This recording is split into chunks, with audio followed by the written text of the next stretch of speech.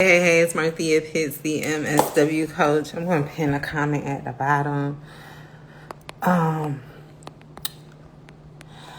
I'm going live to give you some strategies to shift from being passive in your job searching to active. And I'm going to give you 3 strategies. I'm just pinning a comment. Hey, Pearl, how you doing? Look at y'all coming in the building. See, my energy was high earlier. Now I'm like coming down a little bit. But I want to share with you 3 strategies to shift from being passive to active in your job search, right? And this pin in the comment is working me. Give me just 1 second. Oh, hey, Gigi, how you doing? I ain't seen you in a month of Sundays. That's what the people say. Who's trying to come on live with me? Let me see.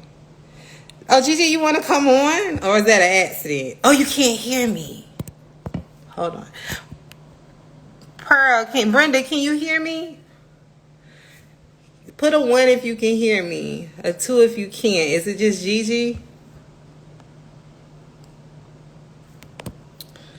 Can you hear me?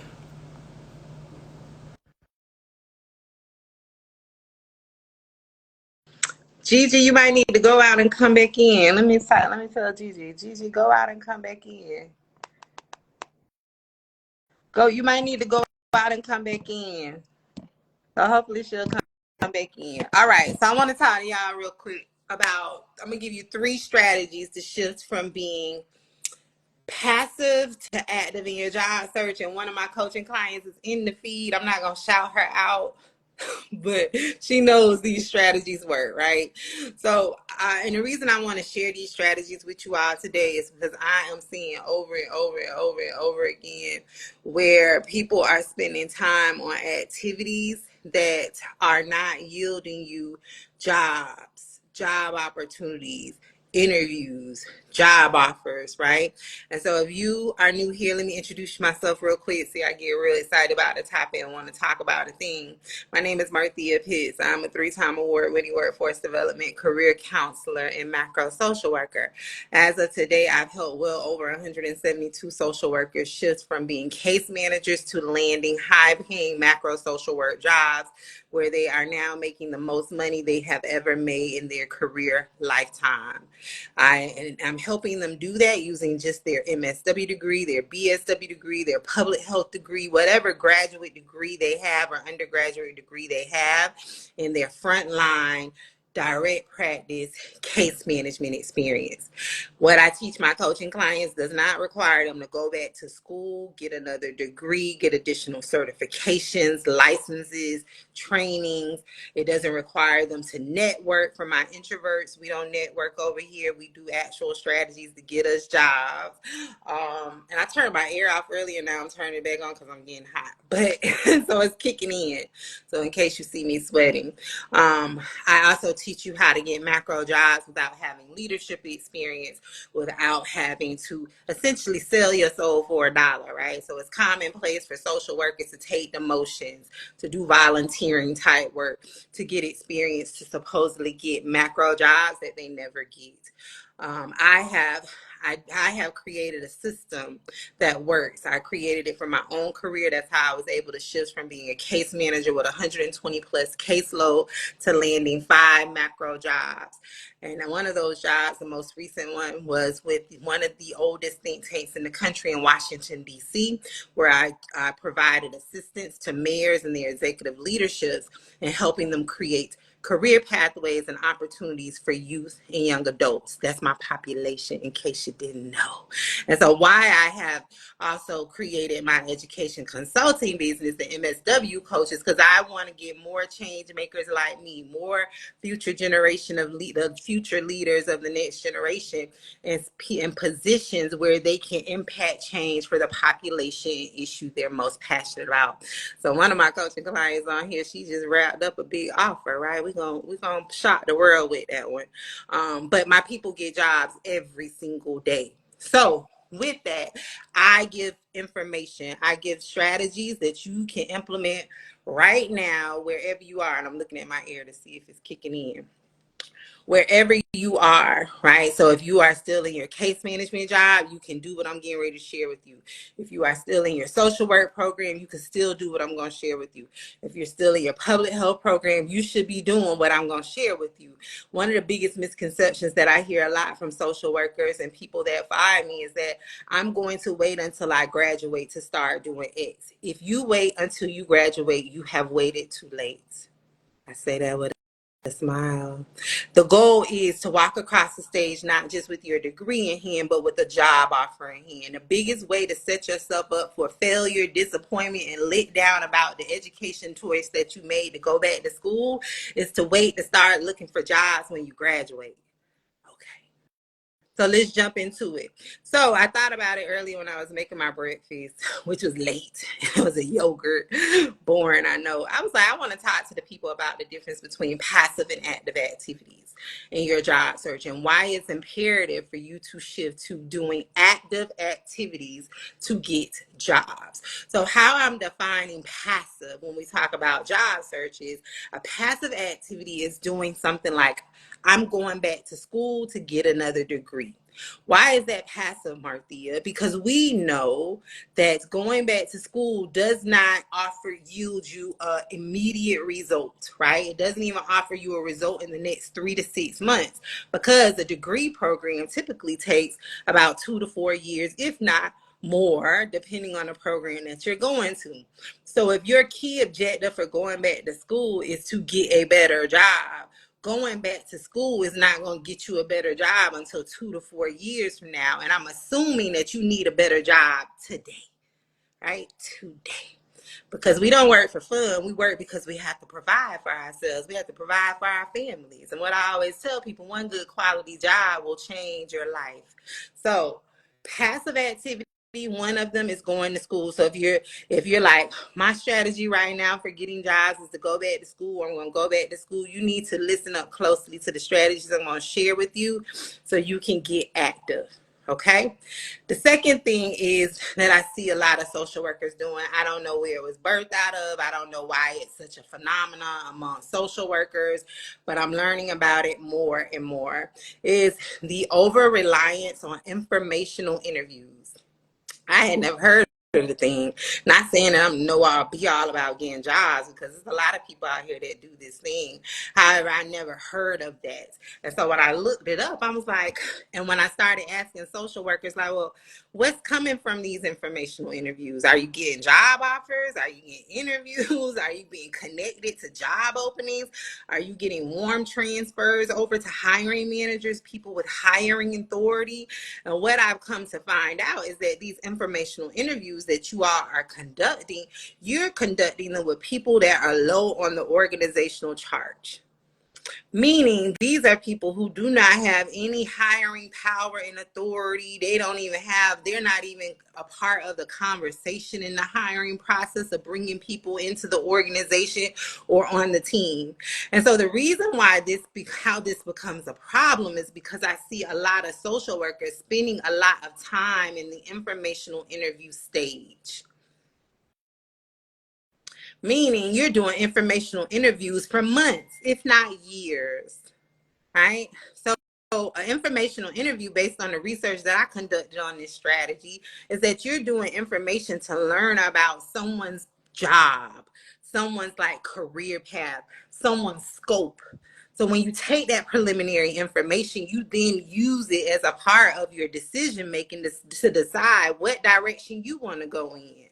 However, what I'm seeing social workers do is they get stuck on that step of their conducting informational interview after informational interview while they're bleeding at the same time. If you don't know, I'm real extreme in my conversations. And what I mean by bleeding is you still need a job.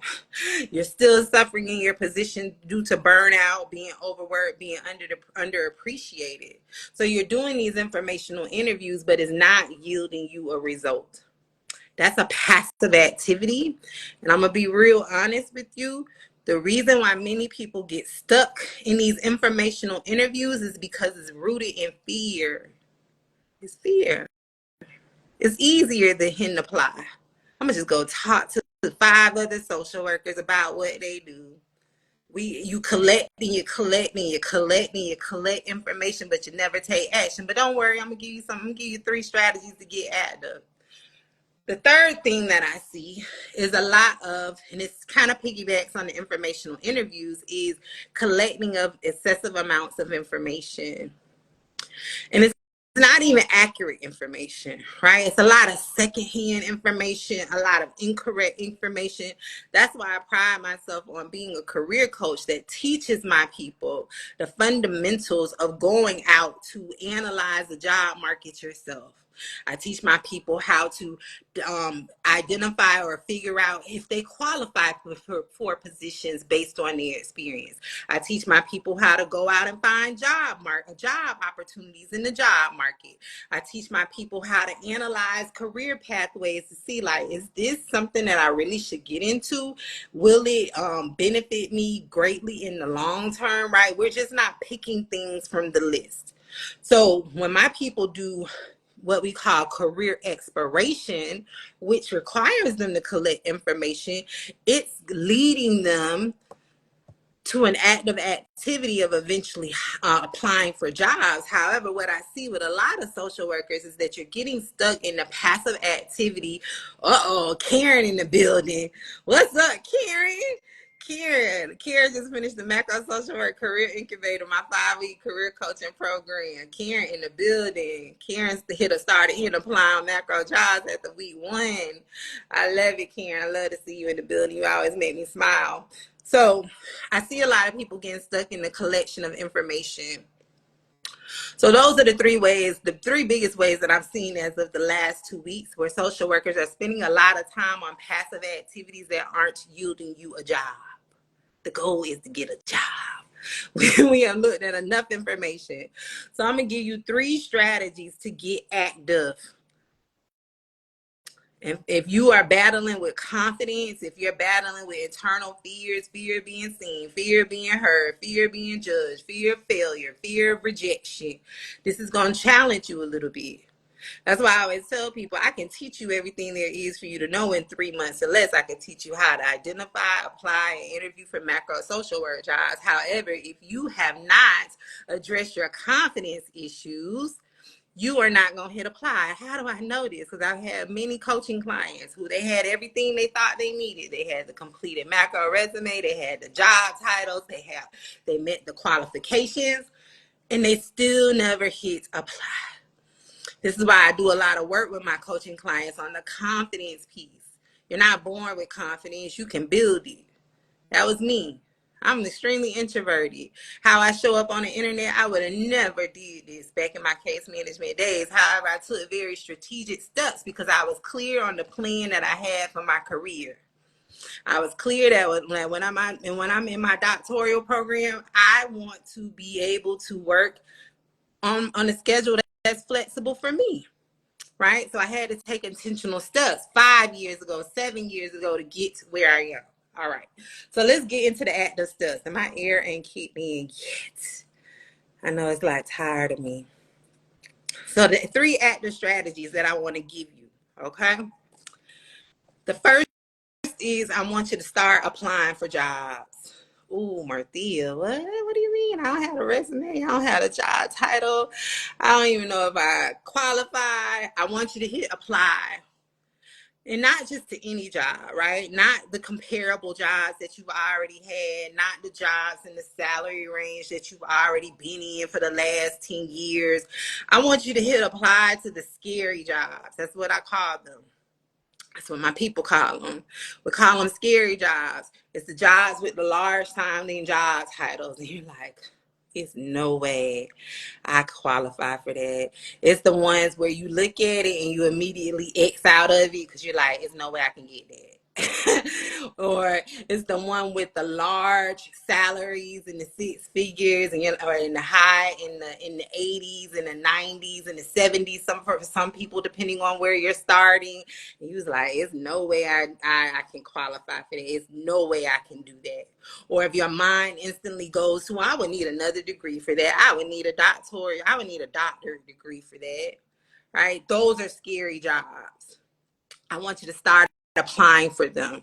I want you to shift from the immediate thought of I need to go back to school, because here's a fact for you. Do your research. Do a good Google Scholar search, right? I'm a researcher at heart. I love a good research. I love a good search, right? A lot of social workers are over credentialed. I'm using workforce development jargon now for you. I'm pulling on my macro social worker hat. A lot of you are over credentialed, which means you have bachelor's degrees, master's degrees, for many of you, multiple bachelor's degrees, multiple master's degrees. There are even a multitude of you out there who have doctorate degrees, and you work in positions that don't require it. That makes you over credentialed. You are working in a job that does not require that, right? And so for that, I need to get you as soon as possible into a role where you are no longer underemployed.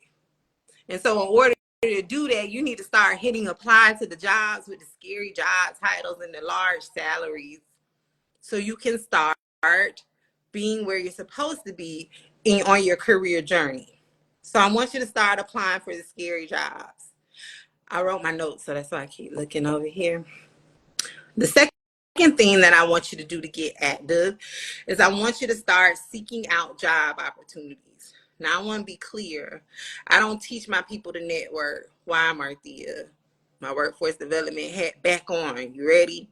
Networking is not rooted in equity. Why? Because everybody does not have access to the same social capital, right? Depending on where you live, depending on what you look like, depending on your socioeconomic status, everybody does not have the same access to social capital. That's why I don't teach my people to network. You will never hear me say that. Go network. You know, a lot of social workers like to tell y'all to do that for macro jobs. Go network for a macro job. And that's why 2-3 years later, you still ain't got one. Because what they didn't tell you was it was their connection. It was their personal relationships. It was the relationship their parent or their family or their cousin or their colleague had with the person. They don't tell y'all that. So I don't teach people that. I teach people how to get macro jobs through traditional methods, through very strategic processes. It's way more than writing a resume, getting your resume reading. It's way more than some job titles, right? So when I say seek out job opportunities, what that means is I want you to start tapping into the relationships that you already have naturally established as being a phenomenal social worker, as a phenomenal case manager. Thank you, music. That's a good point. It's very true. Thank you so much. I love engagement. Thank you. Let me know, y'all. It lets me know that what I'm sharing is resonating, okay? So seeking out job opportunities, I want you to start strategically tapping into the relationships that you have already established as a case manager. What I mean by that, hey, you got to start telling people that you need employment, that you want a new job, that you need X, that you're interested in leaving your organization. And in order to do that, I want you to today, before you leave your office, before you leave your cubicle, before you go to your next home visit or in for the day, I want you to pull out a Post-it. Pull it out. Let's write it down. This is things I used to do in my cubicle as a case manager with 120 plus caseload. I want you to pull out a Post-it note. I want you to make a short list. 5 people, identify 5 people that you know of, that you have some type of working relationship with, that you trust, right? Who has hiring power wherever they work, right? What I mean by hiring power, maybe they are a program manager, maybe it's an old director, maybe it's your work bestie who left from being a case manager and now she works in HR at another organization. I want you to identify 5 people that have hiring authority, and I want you to contact them. Do whatever you need to do to get you a win, whatever make your soul feel good. I don't know. Maybe you want to text them. Maybe you want to call them. Maybe you want to walk by their office on the way walking out to your car at the end of the day. But either way, I want you to let them know that you are actively looking for new opportunities.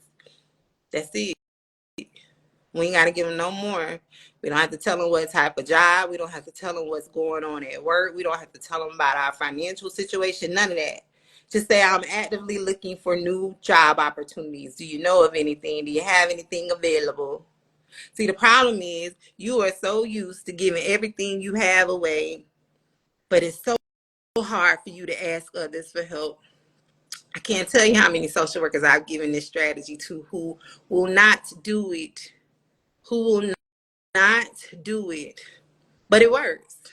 I have a coaching client, Kendall. We recently did a YouTube interview on YouTube where I gave her a strategy just like this that included the same step, and she got a macro job in less than 30 days. She got 2 macro interviews in less than 3 weeks and a macro job offer in 30 days, and now she is doing national policy work around creating safe spaces for LGBTQIA plus youth and young adults. I don't give fluff. I give you stuff that's tried, true, and tested, and that works. All right. So Kendall, when she started working with me, she was extremely burnt out. She had just quit her medical social work job at the hospital because she had had enough. Right? Sounds familiar. I was like, Kendall, come work with me. Let's make it happen. I helped Kendall uncover what experience she had that can get her into policy. I then taught Kendall how to package that, and I gave Kendall a script of what you're going to say to the people when you reach out to them, and it yielded her a job offer. Yes, Juliana, 100 about asking for help. You got to ask for help. I'm guilty of it. I will sit here and suffer and not ask for help, but you can't. When you are trying to feed yourself, when you are trying to improve your situation, you got to do what you need to do. So I want you to reach out to 5 people immediately. Don't sit on it. Don't be like, oh, I'm gonna do it on Friday, because you ain't gonna do it on Friday. Do it today. The third active activity that I want you to do, strategy, is I want you to start working on strategically filling any skills gaps you have. What I mean by that is, again, the natural thought, because the way you have been programmed by society, by your friends, by your old professors, by whoever, by the people on social media, is that when you want a better job, you have to go back to school. However, that's not true. That's a lie. You just need to learn the career fundamentals to get jobs and to stay on top of your job searching strategies, your career development strategies. This is what I teach my people. So regardless of how the job market changes, my people know how to get jobs. That's why I have multiple coaching clients who are on their second, third, fourth, fifth macro jobs since working with me, because I taught them the fundamentals. So what I want you to actively work on, if you have at least, not 1, not 2, not 3, if you have read at least 10 job posts, and when you look at it, you realize that you can't apply because you don't meet all of the qualifications. And I do want to put in this disclaimer. There's research that says women as a whole don't consider themselves to be qualified for jobs unless they meet 100% of the job requirements on the job post. I need for you to abandon that thought. Throw it out your brain, get rid of it, throw it in the woods so far that you can't find it. Right? When looking for jobs, this is what I teach my people, how to determine if they're qualified. But for the sake of this conversation, because it's a really in-depth process, I will say that you need to match at least 60 to 70% of the requirements on the job. And that's just the requirements, not the skills, not the scope of work, not the competencies or things like that, just the requirement section. Heck, I want to say 50%, but I know y'all will fall out your chairs if I said that. But they say 60 to 70. That's what the people say, 60 to 70. Okay. So with that, if you see, okay, I'm missing this one skill, then I would match 60 to 70. And you notice that it's a recurring theme, and you have looked at least 10 job posts. And every time you see a job, you get super excited. You're like, I want to apply for this job, but I don't have this requirement. That means you need to get active and create a plan to fill your skill gap so you can start applying. What is a skill gap, Martha? It's a thing that you're missing to be qualified. right? And again, the way to fill the gap is not go back to school. The way to fill the gap is not go get a certification. The way to fill the gap is go get experience doing the thing. Because you can have a certification and don't have no experience. And I promise, I think I'm funny. I know I'm funny, but I'm being truthful. Like, I swear every time I log in LinkedIn and see a social worker posting, I completed such and such certification. I just X out of the thing. Like, oh my gosh, that's not getting you a job.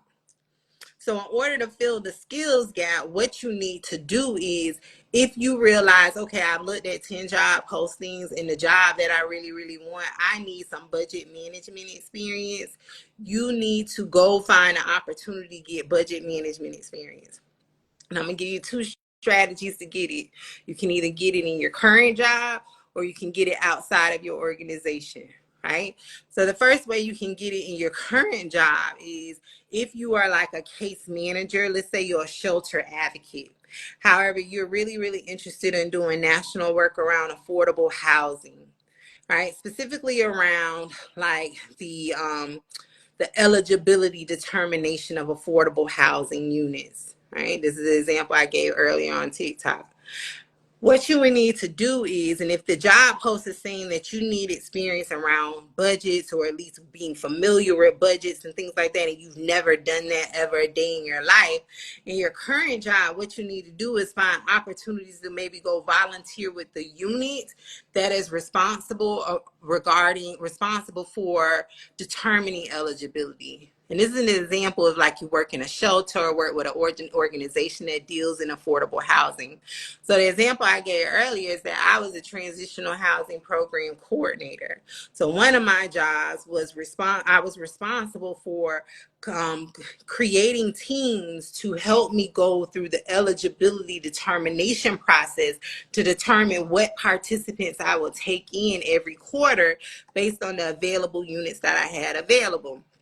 How I did that was I would just go down to the local shelter and ask the advocates that I knew that I was real, like who were really pleasant to me and I was pleasant to them. And I would ask them to be on the panel and they would love to do it. And then I would tell them how to put that on their resume. But for you in that instance, you need to go find a person that's over the budget determination. Let's say you don't know the person, but you have a work bestie who's a program coordinator or a team lead, and you hear them talk about budgets all the time or planning their events and things like that for the month. That means they have a budget. You need to go to your work bestie and be like, hey, is it possible I can just sit in on your next team meeting to plan the events for October? Because I just want to see how that process goes when you're working around a budget and like what you have to consider and what guidelines you have to use to do that.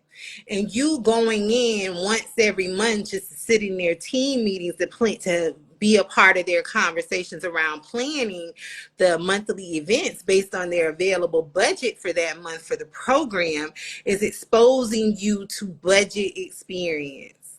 Why? Because you are listening to the decision-making process. You're listening to how they are creating the events for that month based on their programmatic deliverables.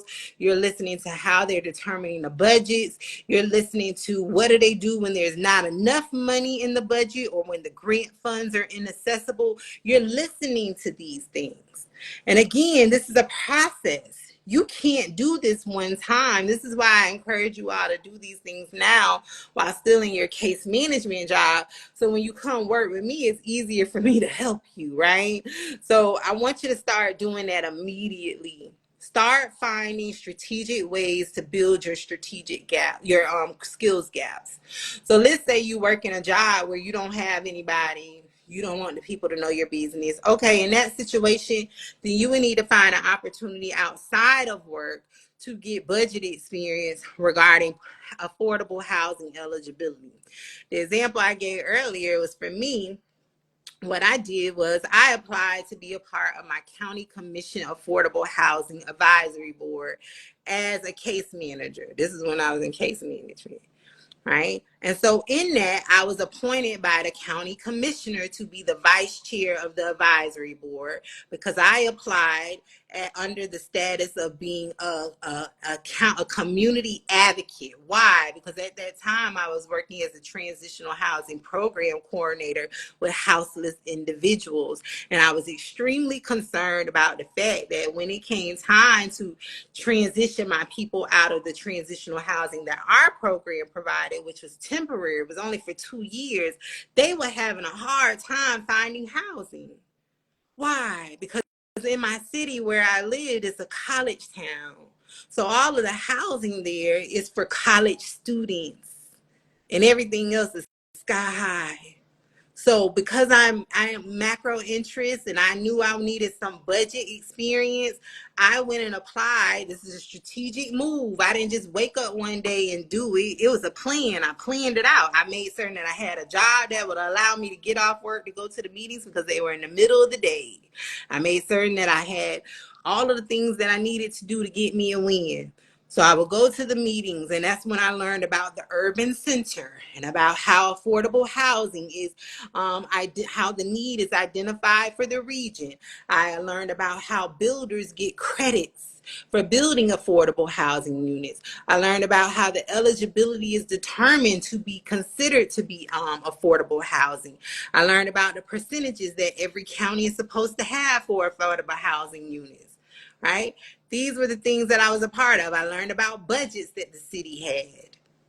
So you fill your skills gaps. That is an active activity because everything I did in those meetings, every meeting that I led, every conversation I was a part of, every meeting I sat in with the mayor, I then took that experience and put it on my resume, right? That's an active activity. That's something that yields me immediate results because then I take that resume and I apply for a job rather than waiting 2, 3, 4 years to graduate from school and then still come out and not have the requisite experience. I had experience. I was learning on the spot. I was sitting in meetings with contractors and home builders. Okay. So I feel like I really went in deep because I'm getting excited. But just to recap, I want you to shift from being passive in your job search strategies to active. For those who are just catching this live and those who will come back into the replay, I want you to go back in and watch the replay. I want you to learn about the difference between passive and active activities. I want you to do all 3 of the activities that I shared. For those who are on the live, drop in the live chat, please. This helped me better help you. Drop in the Zoom in the live chat one takeaway from this conversation today. What is one thing you learned from today? This helps me gauge if this is landing where it's supposed to land. For those who are watching the replay, I want you to drop in the comments one takeaway from this live. I know y'all be watching my lives. You don't leave comments. Y'all like them. Right? I even hear people repeat a lot of the stuff that I say, but which is good. I want to teach the masses, but I need you to engage with me. I don't know if it's working. I don't know if I explain what in a way that's understandable because I like to make certain that I'm explaining things in a plain language way. So I want you to drop in the comments one aha, one takeaway, one key reflection from today. And then I want you to make a promise to yourself to get active. The macro jobs are hiring. One of my coaching clients are in the feed right now. They getting jobs. Every day my people getting jobs. So there's no reason for you to be sending a job either dissatisfied or just feeling out of complete unalignment, not being in alignment. There are jobs and the employers are hiring. I want you to get a job. I need you to get a job. You being in macro positions help me better help my population. Radiant. Yes, I'll be working on identifying gaps in my skills and make a plan. Thanks, Radiant. Thank you for engaging. So, okay, let's see. Radiant. I'm trying to transition out. But what can I be doing in the meantime while I search? Be doing the things that I'm saying. You need to tap into your network. I have a video on YouTube where I give you a strategy of how to get a job in 30 days. Now, it's not specifically a macro job. It's a job. You can go watch that video. I'm also having a workshop at the beginning of October to teach you the steps that you need to be taking to get a high-paying macro social work job. Come to that workshop. It's less than your favorite dinner. It's really reasonable. Come to that workshop. But I also have a video on YouTube. The link is in my bio where I give you a strategy of how to get a job in 30 days. But again, it's not macro specific. It's just a job. But yeah, let me say that again for those who are just coming in. I did a workshop just last Saturday on teaching people the steps, the strategic steps that I took in my career. I've had 5 macro jobs, and I've helped well over 172 social workers get macro jobs. And I had the workshop on Saturday, how to land a high-paying macro social work job, where I taught the people, the attendees, the strategic steps that they need to take to get a macro job while still in your case management job, while still in your degree program. As you heard me today, right? It's a process. If you want to shift from just working any old job that over time leaves you burnt out, underpaid, feeling undervalued, completely unaligned, like not aligned with what the goals are that you have for yourself, continue to do what you're doing. But if you're ready to shift to a place where you are in a job that you love, go through my feed on Instagram. I know a lot of you all are new here. Go through my feed on Instagram. My receipts are there. My coaching clients come on and talk to me about their jobs. They love their jobs. I love my job, right? Because I teach them the strategies to shift from being reactive to proactive, to really taking charge of their career and getting the jobs that they really, really want. So my people not only love their jobs, but they're making the most money they've ever made in their working lifetime. Multiple of them have gone on to be first-time home buyers. Multiple of them have doubled, if not tripled, or 4 times their salaries. Many of them have bought new cars. They travel internationally. They have babies. We just had a new, macro social work career accelerator baby. I think that's our 4th baby. So their relationships are better. Why? Because they're not coming home pissed off from the case management job. They're not kicking the cat and yelling at the dog. So they having babies. They're getting married. Right? They are doing what they want to do. They're working remotely. They have full autonomy of the things that they do in their job from day to day. They're not being told when to go to the restroom, when you can take off, when you can take leave. My people are thriving. And that's what I set out for, because that's what I set out for in my own career. But also at the same time, they are impacting change. They are moving the needle closer to progress for the population and issues that they're passionate about. Go through, check the receipts. Stay there.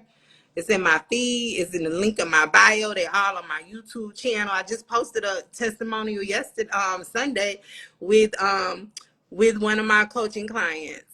She was able to shift from working 3 jobs. Y'all have multiple jobs. I used to be that person. She was working 3 jobs, and now she's working one with her macro social work job. She bought a new home. She bought a new car. She talks about it in the interview. Jami Kwan, go watch it. Right? So I want you all to know that it's a process. It's a process. So I'm having another workshop, how to land a high-paying macro social work job, and it's going to be the beginning of October. I already made the registration link available in the bio, so you got time to register. It's less than less than 2 cups of Starbucks coffee.